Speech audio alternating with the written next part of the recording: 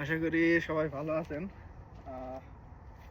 দেখতে পাইবেন আমাকে মাত্র এখনই একটু সামনাসামনি বসে একটু কাছাকাছি আর কি। ও এইমাত্র কাজের থেকে আসলাম।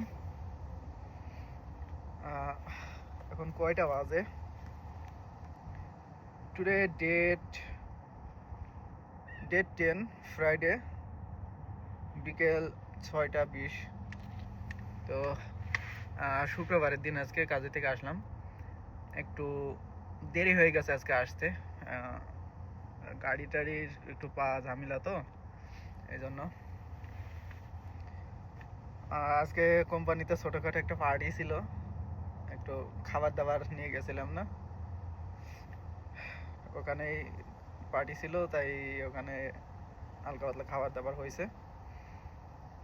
আর এখন পার্টি ছিল, ওখান থেকে একটু খাবার দাবার আবার নিয়েও এসেছি রাত্রে। এখন আর রান্না করা লাগবে না আজকে। তো আশা করি কালকে সকালের দিকে, হয়তো আগামী 2-3 দিন রান্না করা লাগবে না, কারণ রান্না করতেও আসামও লাগে। আবার আগামী 2-3 দিন কাজে যাব না আর কি। আগামী কালকে স্যাটারডে, তারপর স্যাটারডে বন্ধ আছে। তো রিল্যাক্স, শুধুমাত্র ঘুম হবে আর ঘুম। মনে করেন সপ্তাহে 5 দিন যে কাজ করে টায়ার্ড থাকি, 2 দিন ঘুমাই, সেটা আমাদের শোধ তুলতে হয় আর কি। তাছাড়া অনেক ডিফিকাল্ট সময়।